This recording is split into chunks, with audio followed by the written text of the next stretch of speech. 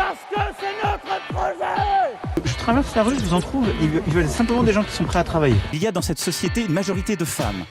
Il y en a qui sont, pour beaucoup, illettrés. Il m'est arrivé parfois dans ce jardin de dire qu'il fallait traverser la rue. Je fais le tour du port, je serais surpris qu'il n'y ait pas un restaurant ou un café qui ne cherche pas. Je me cache pas, moi je suis toujours allé devant les opposants. Mais il n'est pas normal qu'il y ait des gens qui fassent des très gros profits dans un moment où on utilise quand même l'argent du contribuable pour aider les plus petits à résister. Et une gare, c'est un lieu où on croise les gens qui réussissent et les gens qui ne sont rien. Ce serait un être extrêmement complexe, voire pervers. Je crois qu'ils cherchent à parler, parce qu'en fait ils cherchent à faire du bruit. Il ne céderait rien, ni aux fainéants, ni aux cyniques, ni aux extrêmes. La meilleure façon de se payer un costard, c'est de travailler. Sur un discours pris à partie, on a President on Violence and Hypocrisy. C'est les Haïtiens qui ont tué Haïti. Moi je peux pas remplacer, ils sont complètement cons. On n'en veut pas de ta retraite, qu'est-ce que tu comprends pas là-dedans? Bon ben, je voulais vous faire une petite vidéo pour vous parler un petit peu de la situation. Je me suis dit, bon, je vais commencer par quoi? Et puis je me suis dit, le nouveau Premier ministre, Monsieur Bayrou, pas plus légitime que le Premier ministre d'avant, Michel Barnier. C'est parce que plus personne ne votait pour vous, vous êtes devenue la pom-pom girl de Macron? C'est un macroniste de la première heure, donc encore une fois, Emmanuel Macron n'a pas voulu respecter le résultat des urnes du mois de juillet, en mettant donc un Premier ministre du nouveau Front populaire. Sanctionne les exécutants, le gouvernement ou l'Assemblée, on sanctionne l'inspirateur. Le peuple français peut dire par son vote qu'il considère qu'il faut maintenant ouvrir une page nouvelle. Je suis contre le fait que la France soit le seul pays où le gouvernement puisse passer en force. Bah si, quand même, la petite actu, c'est qu'on aura peut-être la nouvelle composition d'un gouvernement avant Noël. C'est notre Premier ministre qui nous l'a annoncé. Donc ça nous fera de quoi discuter pour les repas de fête, pour les repas de famille.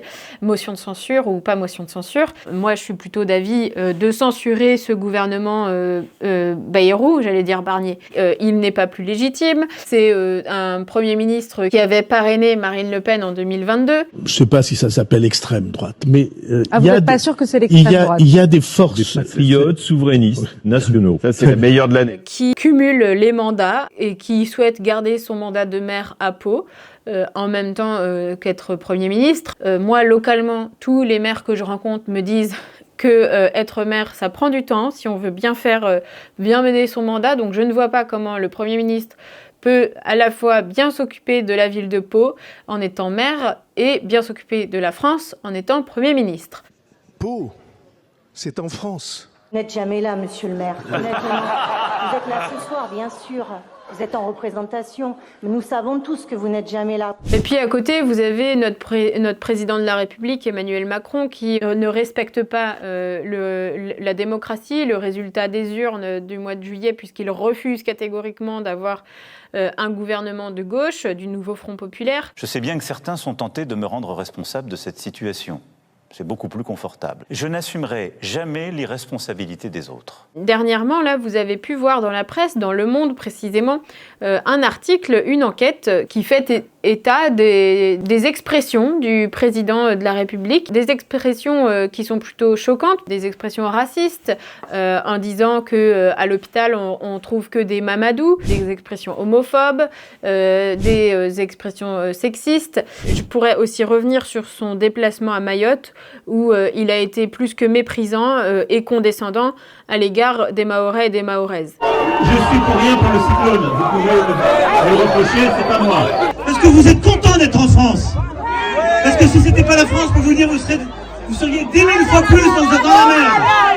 Il n'y a pas un endroit de l'océan Indien où on aide autant les gens. Quant à la France Insoumise, nous avions déposé notre proposition de résolution pour destituer le président Macron. Eh bien, on nous a regardé avec des grands yeux en nous disant que c'était n'importe quoi.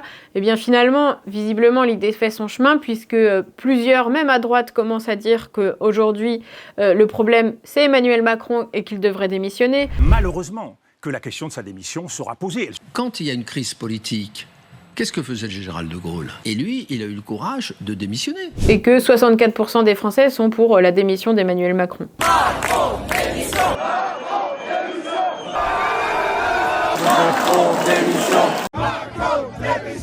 Puisque son gouvernement sera censuré avant la fin de l'hiver, sauf si le Rassemblement national vient encore au secours des macronistes, eh bien Emmanuel Macron n'a plus qu'une chose à faire, c'est préparer ses valises et démissionner.